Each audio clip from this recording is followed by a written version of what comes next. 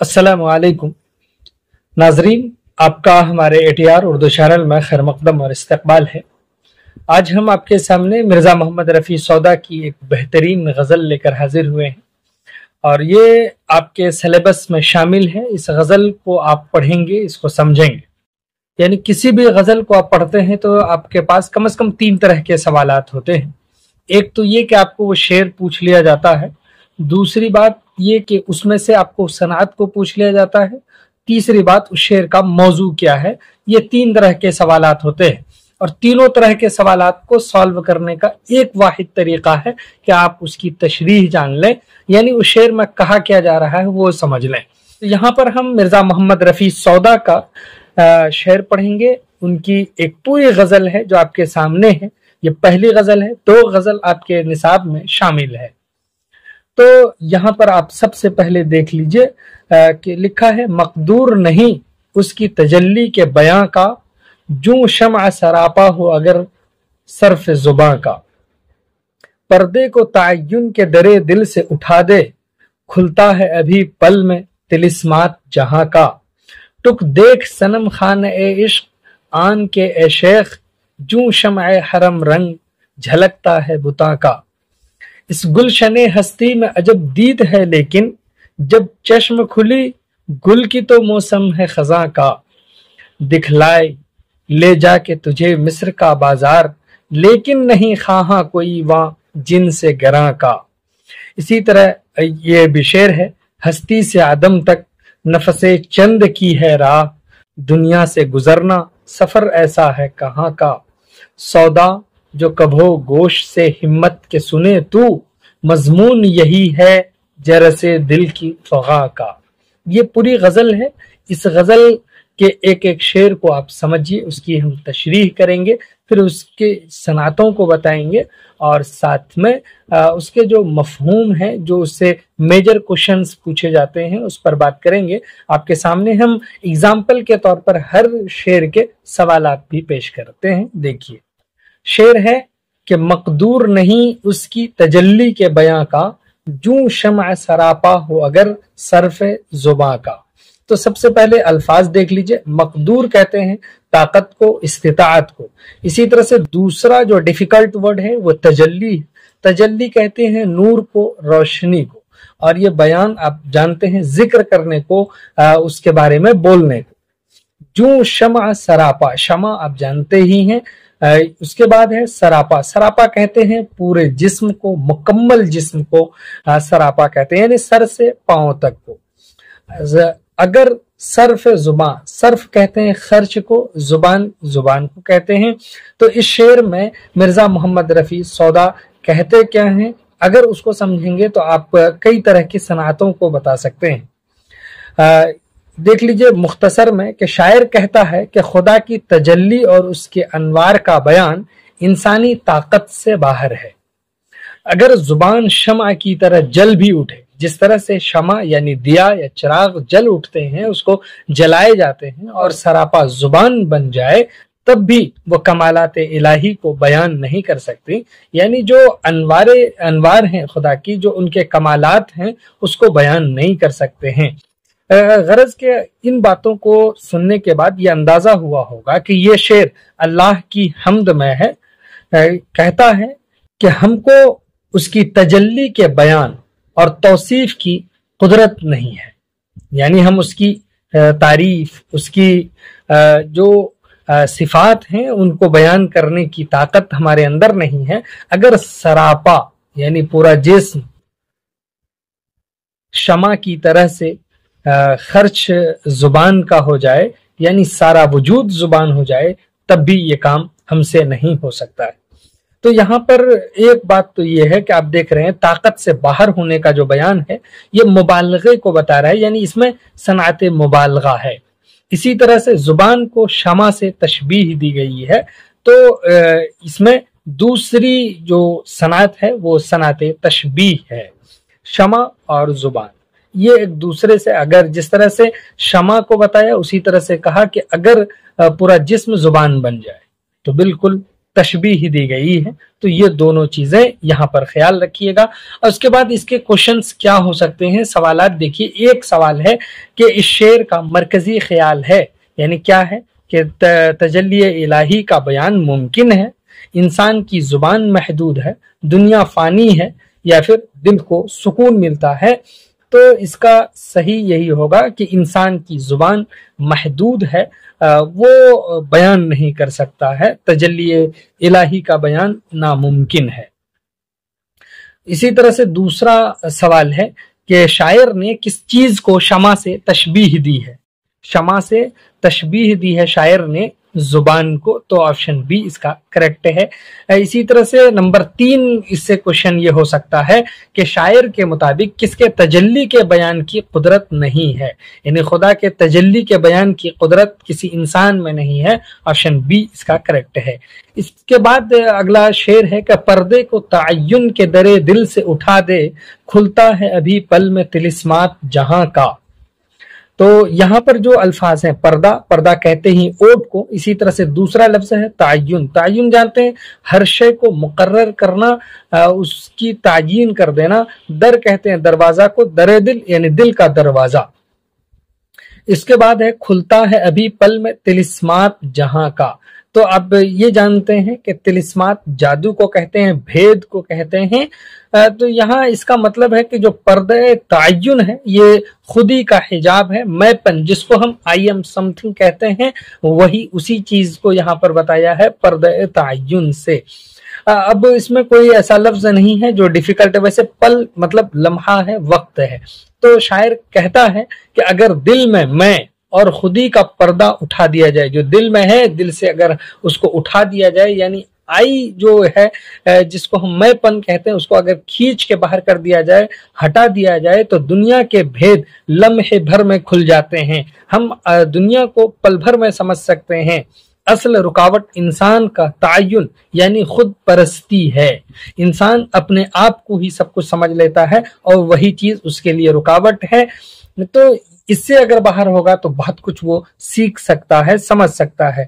इसका मतलब ये है कि ये शेर सुबूत वहदत वजूद में है, यानी वहदत वजूद को साबित किया गया है, और जो कि तकर्रुर हर शय का दिल से मुताल्लिक है, तो उसको दरवाजा दिल पर लटकना फर्ज यहाँ पर किया है, और पर्दे तायुन और तकर्रुर का दरवाजा दिल से उठा देने से और सब अशिया को ज़ुहूर ज़ात मुतलक समझ लेने से ही ये चीजें जाहिर हो सकती हैं, हम उसको समझ सकते हैं। गरज के यहाँ पर आप देख रहे हैं जो पर्दा है उस लफ्ज के 2 मानी हैं। तो इसका वाज़ेह मतलब हुआ कि ये पर्दा हो या तिलिस्मात हो, ये क्या है, ये बताते हैं कि ये इहाम है। इसी तरह से बातिनी मारिफत की तरफ भी इसमें इशारा किया गया है, और बातिनी मारिफत की तरफ जब इशारा किया जाता है तो वो तलमीह है। तो इसमें 2 तरह के सनातों का इस्तेमाल हो गया, एक तो सनात तलमीह और दूसरे सनात इहाम। तो आइए इससे किस तरह के सवालात हो सकते हैं वो सवालात देखिए। नंबर 1, शायर के नजदीक तिलिस्मात जहां कैसे खुलते हैं। नंबर ए है कि खुदी का पर्दा उठाने से, इबादत करने से, या फिर दुनिया देखने से, या सफर करने से। तिलिस्मात जहां कैसे खुलते हैं, तो खुदी का पर्दा उठाने से तिलिस्मात जहां खुलते हैं। सवाल नंबर 2 है कि किस लफ्ज में सनात इहाम है, तो यहाँ पर पर्दे में सनात इहाम है। इसी तरह से सवाल नंबर 3 है, यहाँ पर्दा किसका इस्तिआरा है, पर्दा खुदी का इस्तिआरा है, ऑप्शन सी इसका करेक्ट है। सवाल नंबर 4 है कि तायुन के माना क्या है। तायुन के माना है खुदी या बेखुदी, तजल्ली सफर, तो खुदी इसके माना है। तो इस तरह से अब अगला शेर देखिए कि टुक देख सनम खान ए इश्क आन के ए शेख, जूं शम्अ हरम रंग झलकता है बुता का। ये शेर कई दफा एग्जाम में पूछा गया है, बहुत सारे क्वेश्चन पेपर्स में हमने देखे हैं। हम वो उन सारे मेजर क्वेश्चंस को जो 2 बार 3 बार पूछे गए हैं, हम एक टेस्ट सीरीज में वो क्वेश्चंस पूछने वाले हैं आपसे। तो यहाँ पर हम आपको सिर्फ बता रहे हैं कि इस शेर को कई दफा पूछा गया है। तो इस शेर में जो मुश्किल अल्फाज हैं वो देख लीजिए। जैसे यहाँ पर एक लफ्ज है टुक, टुक मतलब होता है जरा। इसी तरह से सनम खाना, सनम खाना कहते हैं बुतखाने को। सनम मतलब है बुत, इसी तरह से खाना कहते हैं घर को, तो सनम खाना ए इश्क आन के ए शेख, यानी कह रहे हैं कि इस सनम खाना ए इश्क को आके देखिए थोड़ा सा, एक झलक। जूं शम्अ हरम रंग झलकता है बुता का, रंग झलकना मतलब रोशनी जाहिर होना इसका मतलब है। शायर तंजिया तौर पर शेख से कहता है, किसे? शेख से तंज करते हुए कह रहा है। यहाँ पर ए देख रहे हैं निदा है, तो क्या कह रहा है कि जरा इश्क के सनम खाने को देखो, यहाँ बुतों के रंग भी उसी तरह झलकते हैं, चमकते हैं जैसे हरम में शमा की रोशनी झलकती है। तशबीह है यहाँ पर। मकसद ये है कि इश्क की दुनिया को हकारत से न देखो, इसमें भी रोशनी है। इश्क की दुनिया को हकारत से देखते हो, ये काम मत करो, उसको कमतर या घटिया न समझा जाए। तो यहाँ पर दो लफ्ज हैं, एक तो ये कि हरम का लफ्ज है और इसी तरह से बुता का है, ये सनात तजाद को बताता है। और इसमें एक तंज भी है, तान भी है, और फिर दूसरी चीज के तशबीह है, इसमें भी शमा से तशबीह दी गई है। तो ये दो तरह के सनात का इस्तेमाल इसमें भी हुआ है, तो इसको याद रखना है। सवालात कैसे पूछे जा सकते हैं? कुछ इस तरह से कि नंबर 1 है, शायर शेख को कहाँ देखने की दावत देता है? शेख को दावत कहाँ दे रहा है? कह रहा है कि इश्क का सनम खाना, ऑप्शन बी इसका करेक्ट है। इसी तरह से सवाल नंबर 2 है कि इस शेर में तजाद किसके दरमियान है, यानी कौन कौन से लफ्ज के दरमियान तजाद है? तो यहाँ पर है हरम व बुता, इसके दरमियान तजाद है, ऑप्शन बी इसका करेक्ट है। सवाल नंबर 3 ये हो सकता है कि शायर ने यहाँ किसको तंज का निशाना बनाया है? शायर ने यहाँ पर शेख को तंज का निशाना बनाया, क्योंकि उसी को कहा कि आइए जरा इश्क के सनम खाने को देखिए। सवाल नंबर 4 है, सनम खाना से क्या मुराद है? सनम खाना से मुराद है माबद, यानी जहां पर पूजा की जाए, इबादत की जाए।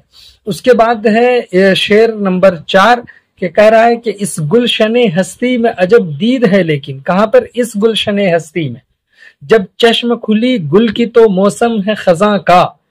तो देखिए गुलशने हस्ती दुनिया को कहते हैं, दुनिया से का इस्तिआरा है। इसी तरह से दीद कहते हैं देखने को, यानी मंजर को।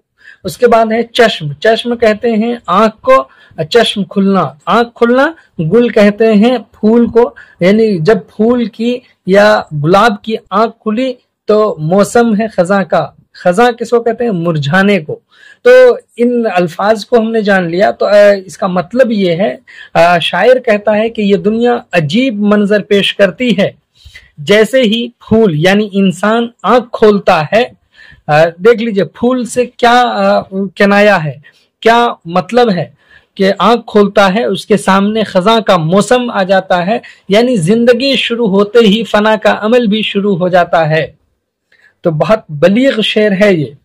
इसमें शायर ने दुनिया की हकीकत को सामने रख दिया है कि दुनिया की हकीकत क्या है।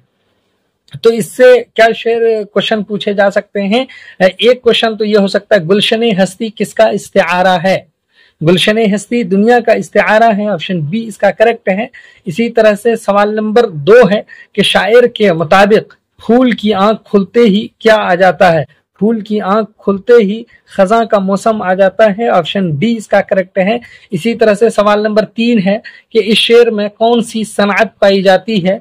तो इस शेर में सनात तजाद पाई जाती है, इसी तरह से सनात तशबीह भी है इसमें, और सनात इस्तिआरा भी है।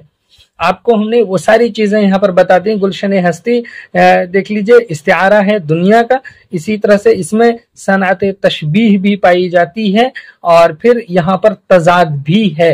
तो इस तरह से हमने इस शेर को समझ लिया है। अगला शेर देखिए, ये शेर है कि दिखलाए ले जाके तुझे मिस्र का बाजार, लेकिन नहीं खाहा कोई वहां जिन से गरा का। तो यहाँ पर देख लीजिए मिस्र का बाजार, ये एक तरह से किनाया है खुशहाली का। तो याद रखिएगा इसमें, अब जैसे हमने कहा कि किनाया है तो इसमें सनात किनाया है, ये आपसे पूछा जाएगा तो ये याद रखिएगा। मिस्र का बाजार ये किनाया है खुशहाली से, और ये एक तरह से हो गया क्या, जैसे किनाया हमने लिया तो ये तलमीह का शेर है। मिस्र का बाजार खुशहाली का बाजार है, और उसके बाद यहाँ पर जिन से गरा है, और जिन से गरा कहते हैं कीमती चीज को। तो ले जाके दिखलाने के लिए कह रहा है किस बाजार को, मिस्र के बाजार को, लेकिन नहीं कहाँ है कोई वहाँ, कहाँ पर, यानी वहाँ का मतलब है मिस्र के बाजार में कोई भी कीमती चीज का खाहा नहीं है, तलबगार नहीं है।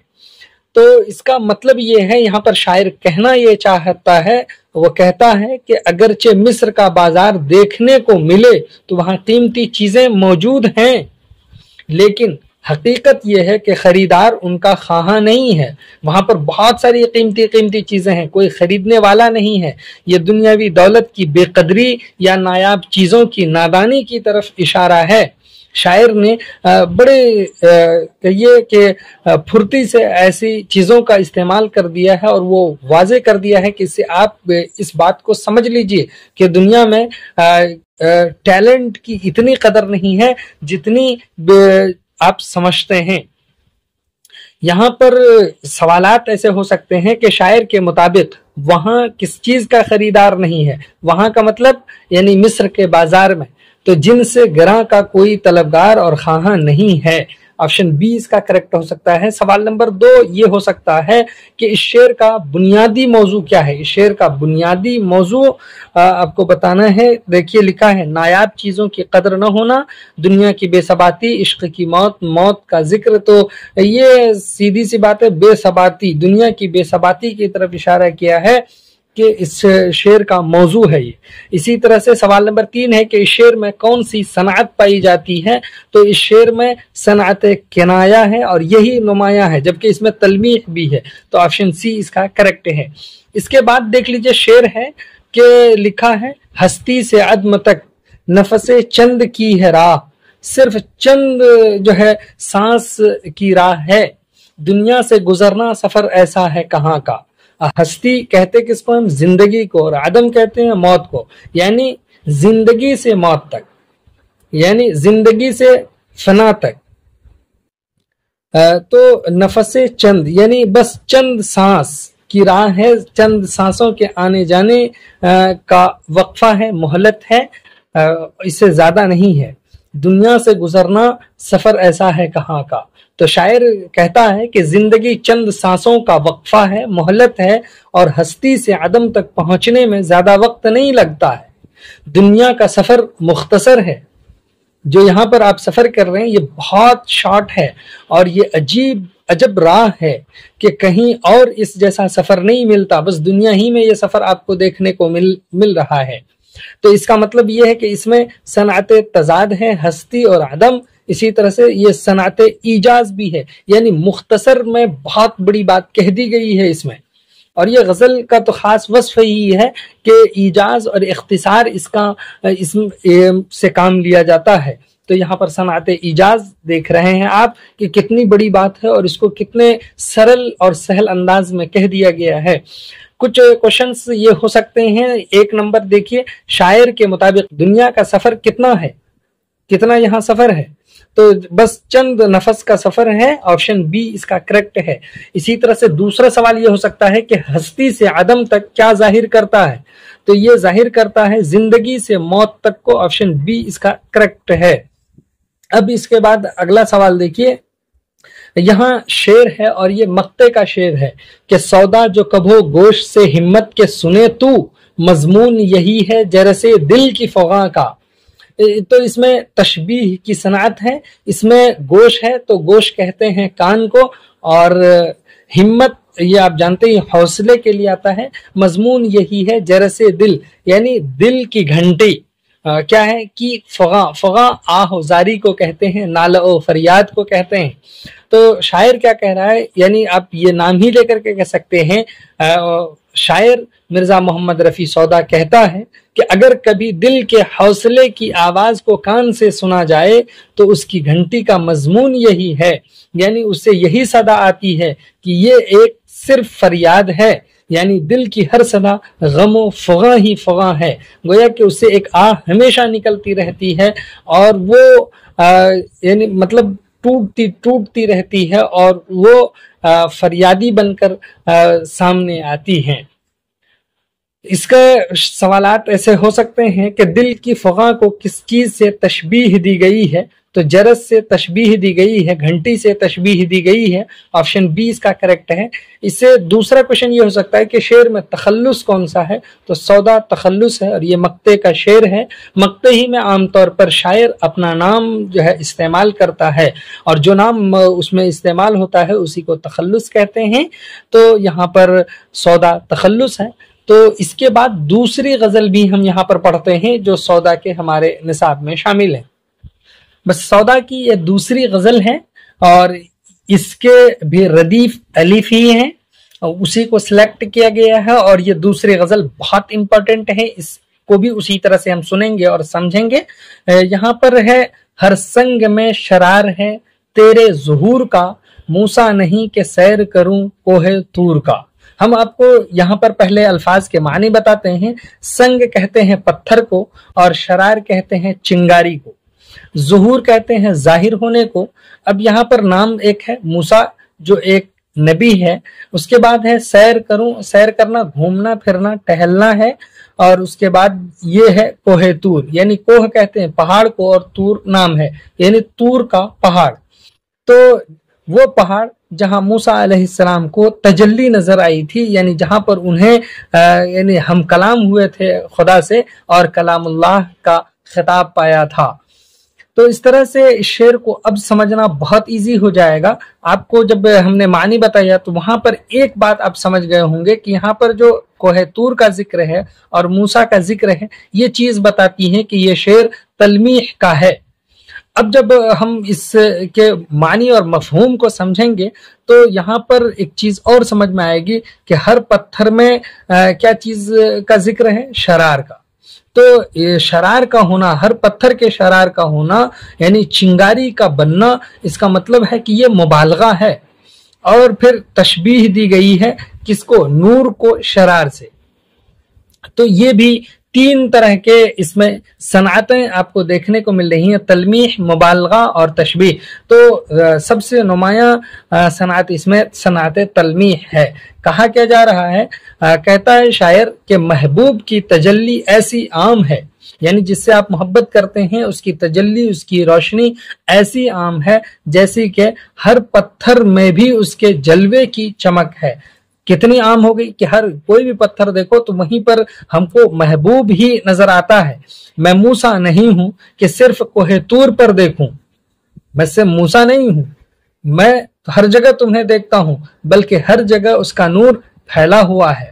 تو یہ بھی دیکھیے کہ توحید پر یہ دلالت کرتا ہوا یہ شعر ہے۔ اس کے سوالات ایسے ہو سکتے ہیں۔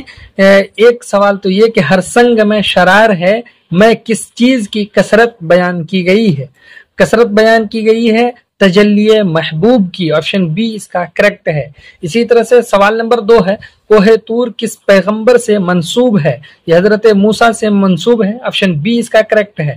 سوال نمبر 3 ہے کہ اس شعر میں کون سی صنعت نمایاں ہے؟ سوال نمبر 3 ہے کہ اس شعر میں کون سی صنعت نمایاں ہے، ظاہر ہے؟ تو اس میں صنعت تلمیح نمایاں ہے، آپشن ڈی اس کا کریکٹ ہے۔ جیسے کہ ہم نے کہا کہ اس میں مبالغہ بھی پایا جا رہا ہے اور تشبیہ بھی، لیکن سب سے زیادہ اس میں ظاہر کیا ہے؟ تلمیح۔ سوال نمبر 4 یہ ہو سکتا ہے کہ اس شعر میں بنیادی خیال کیا ہے؟ بنیادی خیال محبوب کی عام تجلی کا اظہار ہے، اسی کو موضوع بنا کر یہ شعر پیش کیا گیا ہے، آپشن اے اس کا کریکٹ ہے۔ شعر ہے یہاں پر کہ پڑھیے درود حسن صبیح و ملیح پر، جلوہ ہر ایک پر ہے محمد کے نور کا۔ یہاں پر دیکھ لیجئے جو لفظ ہے صبیح اور ملیح، تو صبیح کہتے ہیں خوبصورت کو اور ملیح کہتے ہیں خوش صورت کو۔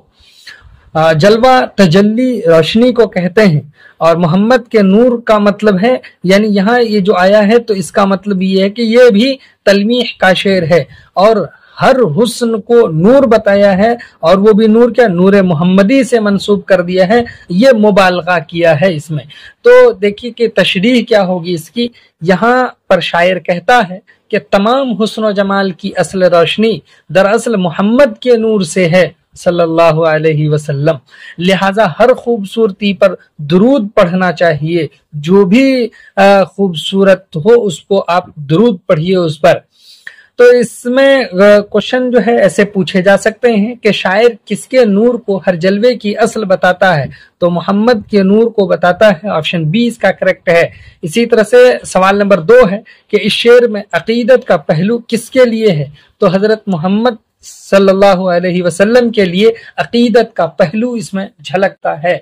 اب دیکھیے آگے، یہ تیسرا شعر ہے کہ توڑوں یہ آئینہ کہ ہم آگوش عکس ہے، ہووے نہ مجھ کو پاس جو تیرے حضور کا۔ ہم آگوش کہتے ہیں قریب کو، یعنی جو بہت نزدیک ہو، نیئرسٹ کو۔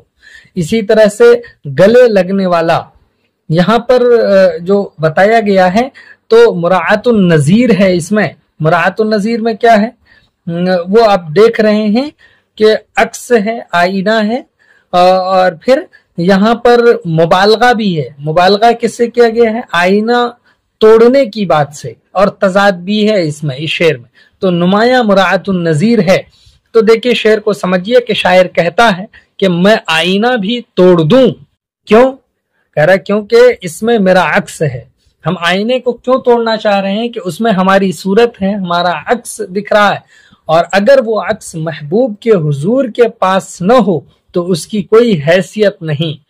یعنی وہ تو محبوب کے حضور کے پاس ہونا چاہیے، تبھی اس کی کوئی اہمیت ہے، نہیں تو پھر کوئی اس کی حیثیت اور اہمیت نہیں ہے۔ اس میں ایک کوشچن تو یہ ہو سکتا ہے کہ شاعر آئینہ کیوں توڑنا چاہتا ہے؟ آئینہ اس لیے توڑنا چاہتا ہے کہ حضور کے پاس عکس نہ ہو، آپشن سی اس کا کریکٹ ہے۔ اسی طرح سے دوسرا کوشچن کیا ہے کہ اس شعر میں کون سا آلہ استعمال ہوا ہے؟ اس شعر میں آئینہ ایک آلہ کے طور پر استعمال ہوا ہے، اسم آلہ ہے۔ اسی طرح سے سوال نمبر 3 ہے کہ اس شعر کی اہم صنعت کون سی ہے؟ اس شعر کی سب سے اہم صنعت ہے مراعات النظیر، آپشن سی اس کا کریکٹ ہے۔ اسی طرح سے ایک شعر ہے اس میں کہ بےکس کوئی مرے تو جلے اس پہ دل میرا، بےکس کوئی مرے تو جلے اس پہ دل میرا، گویا ہے یہ چراغ غریباں کی غور کا، گویا ہے یہ چراغ غریباں کی غور کا۔ تو اب دیکھیے یہاں پر بےکس کہتے ہیں لاچار کو، اسی طرح سے اس میں تشبیہ ہے، کیا دل کو چراغ سے تشبیہ دی، اور مراعات النظیر ہے کیا چراغ غور۔ اسی طرح سے استعاراتی بیان بھی ہے اس میں، تو اس کو آپ سمجھ سکتے ہیں جب اس کی تشریح آپ ایسے دیکھیں گے کہ شاعر کہتا ہے کہ اگر کوئی بے سہارا میرے پاس آئے، یعنی کوئی بےکس میرے پاس آئے تو میرا دل اس کے غم میں تڑپتا ہے۔ اسی لیے کہا نا بےکس کوئی مرے تو جلے اس پہ دل میرا، اسی لیے کہ کہہ رہا ہے کہ اس کے غم سے ہمارا دل تڑپنے لگتا ہے۔ یہ کیفیت اس چراغ جیسی ہے۔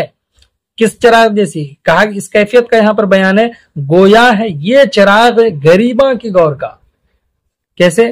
جیسی جو غریب کی قبر پر جلتا ہے، اس چراغ جیسی ایک کیفیت ہے، ہمارا دل جو کڑتا ہے اور غم میں تڑپتا ہے، اس کو تشبیہ دے دی گئی ہے، استعاراتی بیان کے طور پر یہاں پر واضح کر دیا ہے۔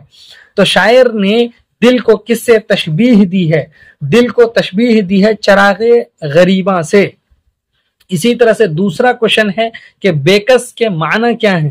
بےکس کے معنی ہیں لاچار کے، آپشن بی کریکٹ ہے۔ اب اس کے بعد شعر ہے، دیکھیے لکھا ہے، ہم تو قفس میں آن کے خاموش ہو رہے، اے ہم سفیر فائدہ ناحق کے شور کا۔ تو یہاں پر دیکھیے ہم سفیر کہتے ہیں ہم آواز کو، ساتھی کو، یعنی ساتھی پرندہ جو ہے اس کو کہا جاتا ہے۔ تو اس میں مراعات النظیر بھی ہے اور تشبیہ ہے، زندگی کو پنجرے سے جو تشبیہ دی گئی ہے وہ ہے یہاں پر۔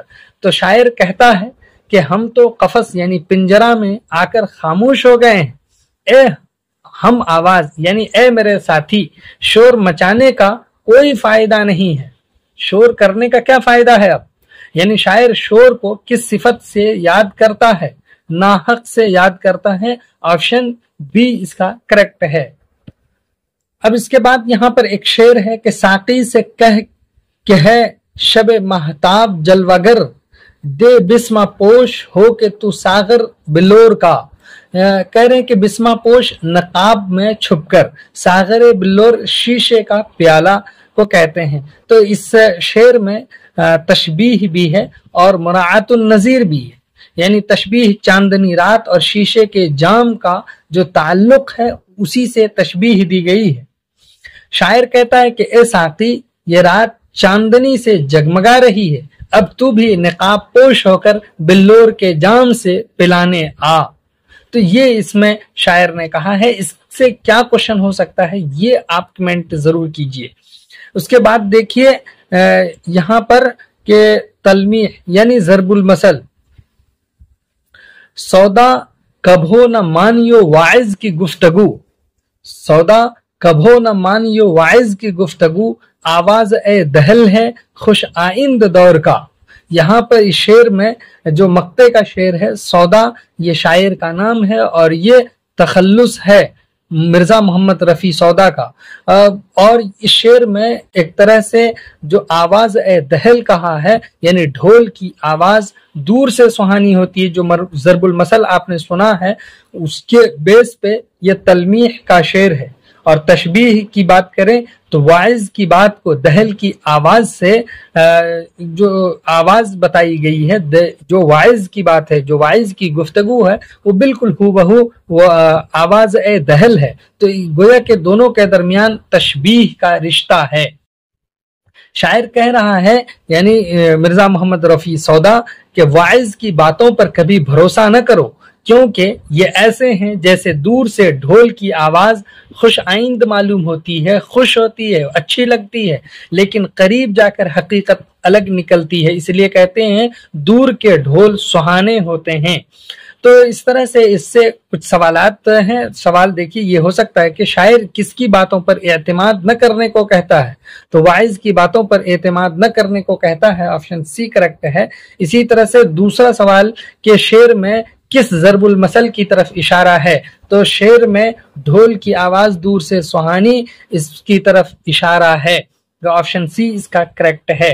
چلیے پھر اس طرح سے ہم ملیں گے آپ سے ایک نئے غزل گو شاعر کے ساتھ، تب تک کے لیے خدا حافظ، السلام علیکم۔